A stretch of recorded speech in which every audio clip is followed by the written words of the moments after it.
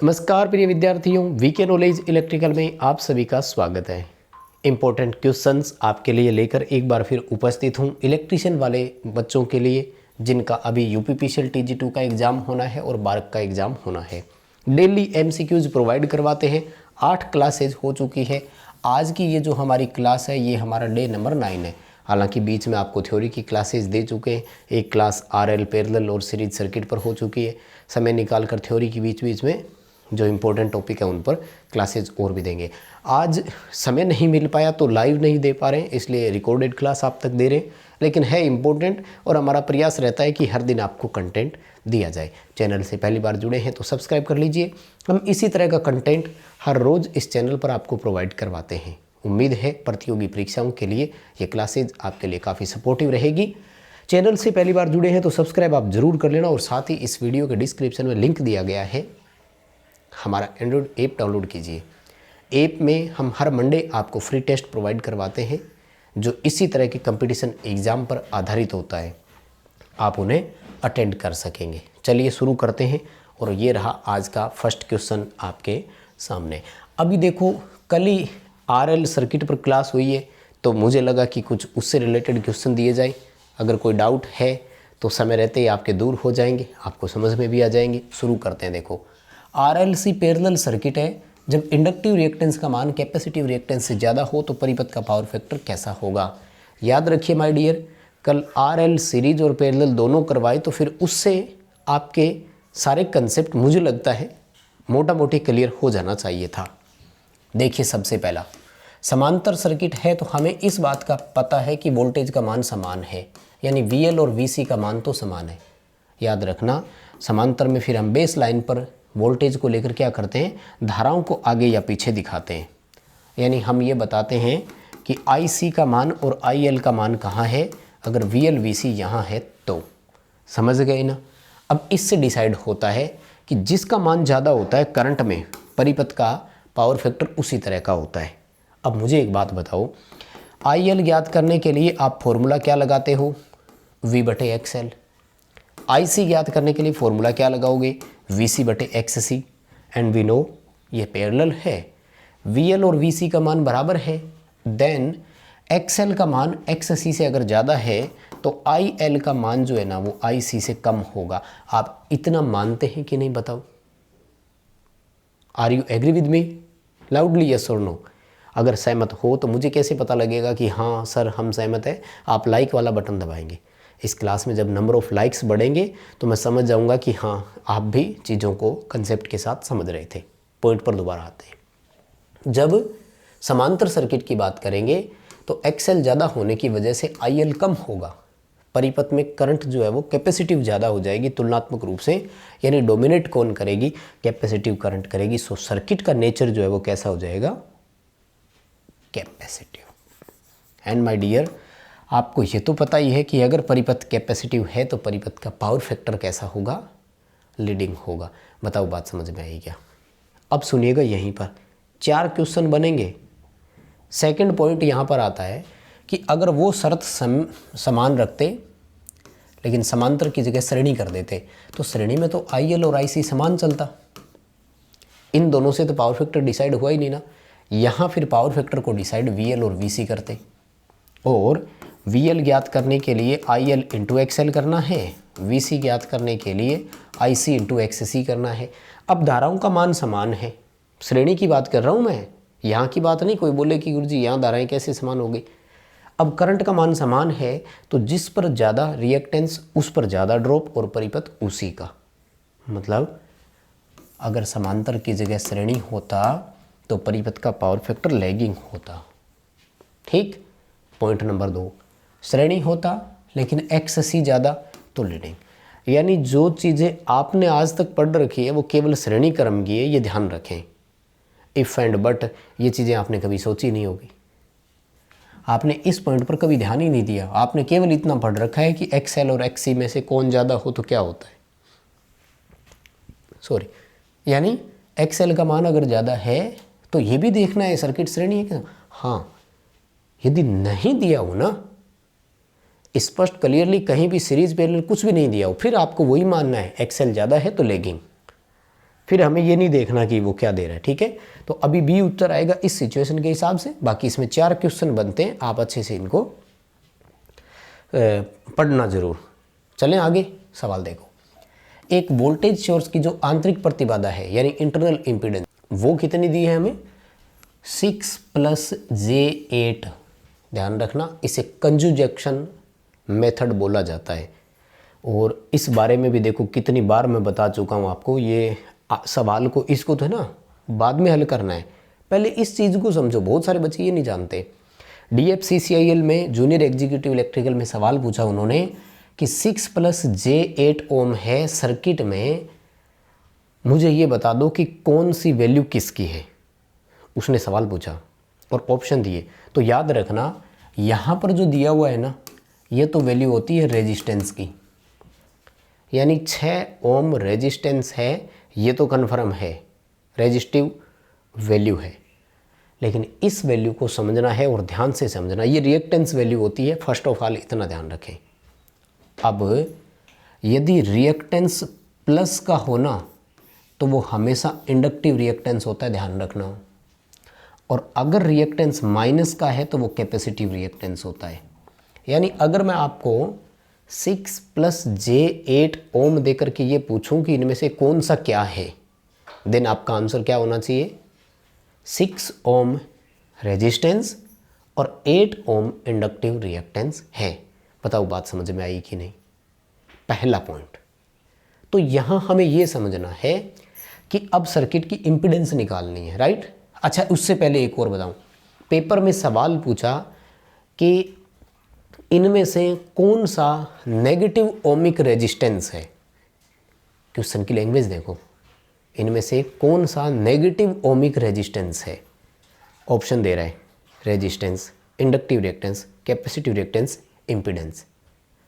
तो negative ohmic resistance, क्योंकि ओम में मान है ना, XC को तो हम ओम में ही देते हैं, और वैल्यू कैसे ली गई, नेगेटिव। तो नेगेटिव ओमिक रेजिस्टेंस कौन होगा, ये वाला, ठीक है। पॉजिटिव ओमिक रेजिस्टेंस कौन है, सारे ही है, रेजिस्टेंस है, इंडक्टिव रिएक्टेंस है, इम्पीडेंस है, इन सब की वैल्यू पॉजिटिव होती है।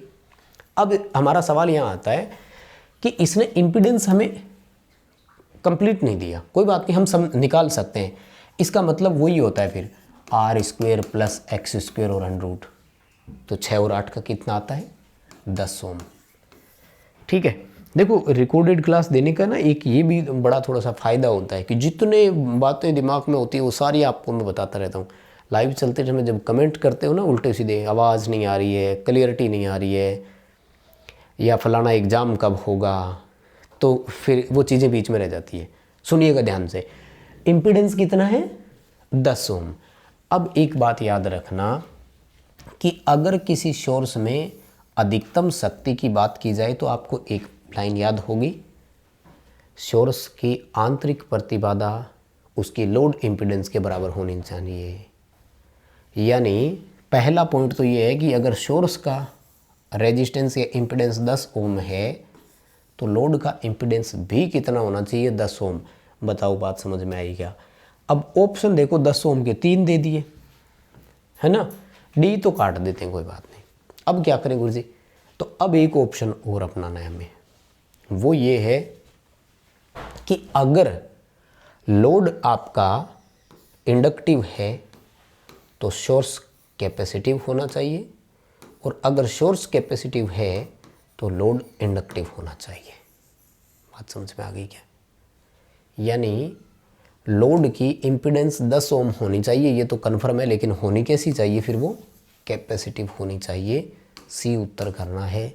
बताओ बात समझ में आई क्या। भले ही कम चीज़ें पढ़े लेकिन कंसेप्ट के साथ पढ़ेंगे। हमेशा बोलता आया हूँ, कोई भी क्वेश्चन पढ़ो तो आपको उसका कारण पता होना चाहिए कि ये इसका उत्तर क्यों आया, कैसे आया। इसकी जगह ए ऑप्शन क्यों नहीं हुआ, बी ऑप्शन क्यों नहीं हुआ, ये दूसरा ऑप्शन क्यों नहीं हुआ, कभी मार नहीं खाओगे। आइए सवाल पर। इंडक्टिव कॉइल का रेजिस्टेंस कैलकुलेट करना है। 240 वोल्ट 50 हर्ट्ज पर जो 5 एम्पीयर की धारा लेती है और परिपथ का पावर फैक्टर देखो 0.8 है। हिंदी में लिखा हुआ नहीं है, याद रखना। हिंदी इंग्लिश में जब डाउट हो ना तो फिर हम क्या करते हैं,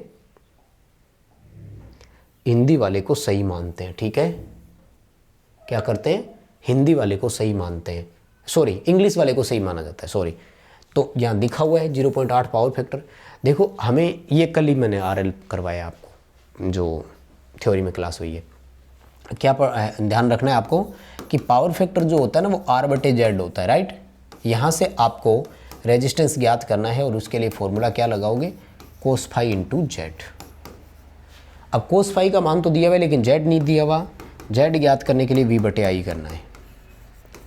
240 वोल्ट सप्लाई में 5 एम्पियर करंट का आप भाग देंगे, उत्तर आ रहा है 48 ओम। कितना आ रहा है, 48। 48 ओम हमारा क्या आ रहा है, इम्पीडेंस आ रहा है। दोनों वैल्यू यहाँ रख देंगे, 0.8 × 48। आई थिंक आंसर आपका बी आ रहा है 38.4 ओम। कोई बात नहीं, तरीका बता दिया मैंने आपको, आप मिलान कर लेना ज़रूर, ठीक है। कैलकुलेशन खुद करना, आपका मिलान हो जाएगा, कोई दिक्कत है नहीं वैसे, ठीक। अब अगले सवाल पर, RL सर्किट है, उसकी करंट क्या होगी जब टाइम 0 हो। देखो भाई, हमें ये पता है कि कोई भी इंडक्टर हो या कैपेसिटर हो, इंडक्टर करंट लेता है, कैपेसिटर चार्ज होता है, अपने वोल्टेज के समानुपाती वो अपने अंदर चार्ज लेता है।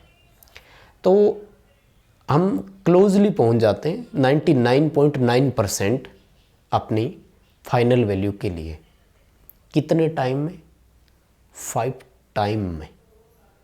5 सेकंड 5 मिनट की बात नहीं कर रहा हूँ, 5 टाइम में पहुंच जाते हैं। एंड टाइम कैसा होता है, तो ये इंडक्टर है तो इंडक्टर का टाइम तो L/R होता है, और अगर कैपेसिटर है तो उसका R × C होता है। यानी L में R का भाग देने से जो एक वैल्यू आएगी वो है 1 टाइम। और ये सबको पता होगा, नहीं पता तो भाई कैपेसिटर का टाइम कांस्टेंट वाला, इंडक्टर का टाइम कांस्टेंट वाला चैप्टर पढ़ो। कितना कितना है याद है क्या सबको, 63, 86, 95, 98 और 99। यही तो 5% है, 5 टाइम्स है जिनमें परसेंटेज चलती है और वो चार्ज होते हैं। तो इंडक्टर क्या करता है, पहले एक टाइम में 63% करंट ले लेता है। पहले टाइम का मतलब क्या है, L और R। अब इस क्वेश्चन में देखो, वो कह रहे टाइम तो 0 है, मतलब हमने कुंडली का स्विच ऑन किया ही नहीं, एक तरह से हमने धारा प्रवाहित करने के लिए उसमें कोई समय ही नहीं दिया। 0 सेकंड पर पूछ रहा है, तो जब करंट समय 0 है तो करंट 0 ही होगी। अब अगर वो ये कहता कि 1 टाइम्स में करंट कितनी होगी, ध्यान से सुनिएगा, 0 है तब तो 0 है, 1 टाइम में, सेकंड की बात नहीं कर रहा है अभी भी, तो 2 उत्तर देने। 1 टाइम में वो 63% होती है, पहला ऑप्शन हमारा। ये मैंने क्यों बताया, क्योंकि उसने हमें L और R का मान नहीं दिया, समझ रहे हैं आप, ना ही उसने फाइनल वैल्यू दी। तो अब इसमें से न्यूमेरिकल कैसे बन सकते हैं, ध्यान से सुनिएगा। न्यूमेरिकल ये बनेगा कि एक कॉइल जिसमें से पूर्ण भार धारा 100 एम्पियर प्रवाहित होती है, जो कि मान लेते हैं 3 हेनरी की है, और रेजिस्टेंस मान ले, चलो 9 हेनरी मानते हैं, थोड़ा गुना भाग सही हो जाए। 9 हेनरी है और 3 ओम का रेजिस्टेंस है। तो यहाँ देखो 9 हेनरी और 3 ओम का रेजिस्टेंस, आंसर कितना आया, 3 सेकंड। यानी वो 0 सेकंड से लेकर 3 मिली सेकंड, 3 सेकंड का जो समय आएगा, जिसको हम 1 टाइम बोल रहे हैं, उसमें वो क्या करेगी, 63% धारा ले लेगी, 63 एम्पियर करंट आ जाएगा उसका, ठीक है। तो अभी तो टाइम हमें 0 दे रखा है, इसलिए आंसर भी 0 ही आएगा। 1 टाइम का अगर दे दे तो 63% करना, और अगर वैल्यूएशन निकाल करके पूछे तो फिर वो अलग सवाल है ही, है ना। चलिए जी, अच्छा ये बीच में बैटरी वाला आ गया क्या, फंडामेंटल ऐसे ही कल पढ़ाया तो मैं सोचा वही करवाऊँ कि बीच में बैटरी के भी क्वेश्चन डाल दिए, कोई बात नहीं। देखो बैटरी के संदर्भ में जो एक व्यंजक होता है C10 160Ah क्या प्रदर्शित करता है, माय डियर, बड़ा इंपॉर्टेंट क्वेश्चन है। C बैटरी की डिस्चार्ज रेट होती है, ध्यान रखना। एक बैटरी की डिस्चार्जिंग दर किस में व्यक्त की जाती है, C में व्यक्त की जाती है। यहाँ सी का मतलब है टाइम से। ये हमेशा डिस्चार्जिंग समय को व्यक्त करती है। बड़ा ही इम्पोर्टेंट क्वेश्चन बनता है, लगभग एग्ज़ाम में आ चुका है। चार्जिंग बैटरी के जो डिस्चार्जिंग दर है वो किस में व्यक्त की जाती है, तो सी रेट में व्यक्त की जाती है। यहाँ सी से मतलब होता है समय, मतलब फिक्स हो गया यहाँ पर कि ये बैटरी जो डिस्चार्जिंग समय है वो कितना है, 10 घंटे है। यहाँ बैटरी के उपयोग करने का समय फिक्स हो गया 10 घंटे। तो फिर हमें धारा अगर निकालनी है तो क्यों नहीं निकाल सकते हम, एम्पियर आवर में उसमें टाइम का भाग दे दो। 160 AH क्षमता की बैटरी है, 10 घंटे के लिए चलाएंगे यानी 16 एम्पियर फिक्स हो गया। मतलब इस बैटरी के लिए दोनों पैरामीटर फिक्स है कि आप इस पर 16 एम्पियर का अधिकतम लोड डाल सकते हैं, क्योंकि 10 घंटे के लिए आप इसका इस्तेमाल कर सकते हैं मैक्सिमम। तो आप 10 घंटे के लिए 16 एम्पियर करंट इस पर मैक्सिमम डाल सकते हैं। आप इसे 8 घंटे में डिस्चार्ज नहीं कर सकते, वो ये कह रहे हैं। हाँ, 10 की जगह आप 12 घंटे कर सकते हो, यानी चार्जिंग करंट को आप कम जरूर कर सकते हो, ज़्यादा नहीं कर सकते। तो अधिकतम लोड कितना डाल सकते हो आप इस पर, 16 एम्पियर का। अब सवाल क्या कह रहे हैं, सवाल के हिसाब से ऑप्शन डी आएगा फिर। 10 घंटे डिस्चार्जिंग समय के लिए इस बैटरी की कैपेसिटी 160 AH है। किसी को स्क्रीनशॉट लेना है तो ले लो, क्योंकि जनरली आपके कमेंट इसी तरह के आते हैं कि स्क्रीनशॉट लेने के लिए मौका नहीं दिया। ठीक है, समझ रहे हो ना। अब यहाँ से देखो क्वेश्चन बहुत सारे बनते हैं भाई, कितने क्वेश्चन कैसे भी आ सकते हैं, वो आप अपनी मर्ज़ी से मैनेज कर सकते हैं। वो डिपेंड करेगा कि पेपर वाला आपसे क्या पूछता है। भाई हमें नहीं पता ना एग्जामिनर के दिमाग में क्या चल रहा है, उसके माइंड सेट का, तो कैसे पता लगेगा। एक अनजान व्यक्ति के दिमाग का हमें क्या पता कि वो क्या चाह रहा होगा। आप जिनसे रेगुलर पढ़ते हैं उनके बारे में पता होता है कि वो आपसे क्या पूछेंगे। इसीलिए मैं कहता हूँ कि थ्योरी का बैच आप कहीं से भी पढ़ें, टेस्ट कम से कम भी 3 से 4 टीचरों का अलग अलग अटेंड करें, ताकि आपको पता लगे कौन सा कैसा क्वेश्चन देता है, किस टॉपिक में से देता है। तो आप भी यदि बारक और UPPCL का एग्ज़ाम देने वाले हैं तो हमने भी ऐप पर आपके लिए टेस्ट सीरीज़ प्रोवाइड करवा रखी है। ऐप डाउनलोड कीजिए और वो टेस्ट सीरीज़ ज्वाइन कीजिए, आपको पता लगे किस टॉपिक में से कैसे क्वेश्चन आते हैं। फिर आप जहाँ से थ्योरी पढ़ते हैं उनसे पूछिए कि मुझे ये टॉपिक करवाओ, आपने नहीं करवाया भाई, इम्प्रूवमेंट तो ऐसे ही आएगा। आइए अगले सवाल पर। सत्य कथन बताइए। DC में DC की आपूर्ति 0 होती है, बिल्कुल सही बात है। आपूर्ति का आवर्तकाल 0 होता है, क्यों भाई, क्यों? टाइम और फ्रीक्वेंसी इन्वर्सली प्रोपोर्शनल है। अगर फ्रीक्वेंसी 0 है तो टाइम इनफाइनाइट होगा। क्या गलती कर दी? सत्य कथन पूछ रहा है, मतलब 1 नंबर कथन सही है, सी ऑप्शन आएगा। 1 सही है, 2 गलत है। ठीक है, इस तरह के क्वेश्चंस आ सकते हैं पेपर में, ठीक है ना। तो एग्ज़ाम के हिसाब से तैयारी करो, कोई दिक्कत नहीं है। एग्जामिनर आपसे आराम से वही चीज़ें पूछेगा जो अब तक आप पढ़ते आए हो, ज़्यादा घबराने की ज़रूरत नहीं है। ठीक है, टेस्ट सीरीज़ पेड वाली ज्वाइन करो तो ठीक है, नहीं करो तो कोई ज़रूरी नहीं है। मस्त रहो, यूट्यूब पे तो डेली डाल ही रहे और फ्री टेस्ट ले ही रहे ऐप में, वो तो अटेंड करो। देखो साइन 100 sin 50πt समीकरण में RMS मान और फ्रीक्वेंसी बताइए कितनी है। याद रखना, फर्स्ट ऑफ ऑल साइन के पास लिखा गया मान हमेशा मैक्सिमम मान होता है।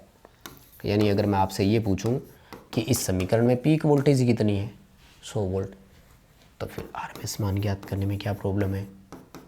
कैसे ज्ञात करते हो, 0.707 इंटू पीक, यही तो करते हो, 17.7 आएगा। यानी A और B में से ही आएगा, CD को तो काट दो, काम खत्म। 50-50 लाइफ लाइन हो गई। अब आ जाओ फ्रीक्वेंसी पर। याद रखना, T के पास ये जितनी भी वैल्यू लिखी होती है ना, ये ओमेगा के बराबर होती है और ओमेगा का मान होता है 2πf के बराबर। ओमेगा है 50π, हमें ज्ञात करना है फ्रीक्वेंसी, 2π का इसमें भाग देंगे, 2π का भाग देंगे तो उत्तर आएगा 25 हर्ट्ज। क्या आंसर करोगे? बी उत्तर करना है 17.7 और 25 हर्ट्ज। अच्छा क्वेश्चन है ये, same to same question Delhi metro maintainer 2020 पूछ चुका है। तो पूछ ही लेगा आपसे भी जी। अगले क्वेश्चन पर आइए। ये क्लास हमारी कल ही हुई है थ्योरी की। कल अगर टाइम नहीं मिला था तो ज़रूर देखना, वो थ्योरी वाली 2 ग्राफ बनाकर समझाए थे। उम्मीद है पसंद भी आई होगी क्लास। शुद्ध इंडक्टिव सर्किट में क्या होता है, 2 बातें बता दिया करूँ। करंट वोल्टेज से 90 डिग्री लैग करती है, और अगर ये ऑप्शन बाई चांस ना मिले, जैसा कि जनरली मैं करता हूँ, ऐसे ऑप्शन नहीं देते, तो फिर ऑप्शन पलट दो। वोल्टेज करंट से 90 डिग्री लीड करता है। बता दो कौन सा लिखा है। इन फेज वाला तो करना ही नहीं है, आउट ऑफ फेज करना ही नहीं है, दोनों आगे पीछे का देखो। करंट वोल्टेज से आगे नहीं, वोल्टेज करंट से आगे, सी ऑप्शन कर देना। यही दिया था मैंने, देखो ठीक है, तो कोई समस्या नहीं है। वैसे अगर आपको मैं बात बताऊं तो ये दोनों लाइनें अलग अलग होती है। ये वाली लाइन सीरीज सर्किट के लिए लागू होती है, क्योंकि सीरीज में जो है ना वो वोल्टेज वेरी करता है, आगे जाएगा कि पीछे जाएगा, इंडक्टिव होगा कैपेसिटिव होगा। और ये वाला जो लाइन है ना, ये समांतर के लिए लागू होता है, क्योंकि समांतर में करंट वेरी करता है कि आगे रहेगा कि पीछे रहेगा, राइट। खैर इतना डीप कोई पूछेगा नहीं आपसे, आप तो मोटा मोटा समझ लो बस कि श्रेणी समांतर दोनों के आंसर आए तो कैसे करने हैं, बस और कुछ नहीं है, हो जाएगा। वैसे कोई दिक्कत नहीं है, ऐसे तो क्या यूपीपीसीएल का ही तो है हो जाएगा इस बार, कोई दिक्कत नहीं है। पिछली बार बच्चों के यूट्यूब से पढ़ पढ़ करके हो गया, इस बार तो बहुत सारे बच्चे ऐप में भी जुड़े हुए हैं, बेच लिए हुए हैं, कोर्स लिया हुआ है फुल, टेस्ट सीरीज़ बच्चों ने बहुत लिए, मेहनत कर रहे हैं, तो हो जाएगा इस बार तो आपका। वैसे ही देखो 5 हेनरी 6 हेनरी 2 इंडक्टर सीरीज में है, और दोनों परस्पर विरोधी स्वभाव का चुंबकीय क्षेत्र पैदा करते हैं, और इनके बीच में म्यूचुअल इंडक्टेंस 5 हेनरी का है। टोटल इंडक्टेंस बताओ, बड़ा इंपॉर्टेंट क्वेश्चन है। हम इसे डॉट कनेक्शन के नाम से भी जानते हैं वैसे तो 2 तरह से होता है। पहला है 1 + 2 + 2m, और दूसरा है 1 + 2 - 2m। ये वाला तब करते हैं जब दोनों एक दूसरे की एडिटिव पोलरिटी का मैग्नेटिक फील्ड बनाती हो, दोनों का ईएमएफ जुड़ने वाले स्वभाव का हो। ये तब होता है जब दोनों एक दूसरे के अपोजिशन में हो, जैसा कि इस क्वेश्चन में सारी वैल्यू दी हुई है। इस फॉर्मूले में मान रखना, आंसर आएगा 1 हेनरी। किसी को कोई दिक्कत नहीं है, मिलान कर लेना, फॉर्मूला बता दिया, मान स्पष्ट दिए हुए, गलती हो ही नहीं सकती। और अगर गलती हो रही है तो फिर गणित और पढ़ना थोड़ी सी। देखो शुद्ध प्रेरणिक परिपथ में वापस आ गया यार, प्योर इंडक्टिव सर्किट है। प्योर इंडक्टिव सर्किट में हमने अभी देखा कि करंट और वोल्टेज के बीच में जो फेज अंतर है वो 90 डिग्री का है। सो वहाँ पर पावर फैक्टर 0 होता है। एंड माय डियर याद रखना, अगर पावर फैक्टर 0 है ना तो किलोवाट 0 होगा, और जब किलोवाट 0 होगा तो केवीए जो है ना, यानी एपरेंट पावर, वो रिएक्टिव पावर के बराबर होगी। यानी इस परिपथ में प्रतिघाती शक्ति और आभासी शक्ति एक दूसरे के बराबर होते हैं। वास्तविक शक्ति का मान 0 होता है, पावर फैक्टर का मान भी 0 होता है, क्योंकि करंट और वोल्टेज के बीच में फेज अंतर 90 डिग्री होता है। ठीक, बताओ बात समझ में आई क्या? किसी को कोई समस्या नहीं है? जितने चाहे सवाल बनाओ। कल भी बात कर रहा था, जब थ्योरेटिकल क्लास हुई थी तो मैंने ये कहा था कि फंडामेंटल एसी या आरएल वाला ऐसा चैप्टर है जहाँ से मैं हज़ारों क्वेश्चन बना सकता हूँ आपके समक्ष। हर एक लाइन की क्वेश्चन बनते हैं। प्योर इंडक्टिव सर्किट का सवाल आपसे पूछे तो देखो 6 क्वेश्चन तो ये रहे, यही हो गए। तो इसमें कौन सा आंसर करोगे? कौन सा करोगे? सी ऑप्शन करोगे। केवीए और केवीआर एक दूसरे के बराबर होते हैं। ठीक, अब इसी क्वेश्चन को हिमाचल प्रदेश में सिंपल सवाल पूछा उन्होंने कि जब केवीए में से केवीआर में से अगर किलोवाट घटाते हैं और वो आंसर केवीए के बराबर हो जाता है, सिंपल मान, बोले केवीए और केवीआर दोनों बराबर रह जाते हैं, तो ऐसा परिपथ क्या है? लैंग्वेज बना कर देते हैं। ठीक, तो क्लास तो यहीं रोकेंगे। बहुत है, मुझे लगता है ये जो 20-25 मिनट का समय मैंने आपका लिया है, इसके बदले में मैंने आपको बहुत कुछ दिया है। उम्मीद ऐसी मैं कर रहा हूँ। अगर क्वेश्चन सीखने को मिले तो लाइक वाला बटन दबाएंगे और कमेंट करके हमें ज़रूर बताएंगे। ऐप डाउनलोड कर लीजिए। इस तरह के प्रश्नों की पेड टेस्ट सीरीज आपके लिए अवेलेबल है, आप चाहे तो ले सकते हैं। बहुत धन्यवाद।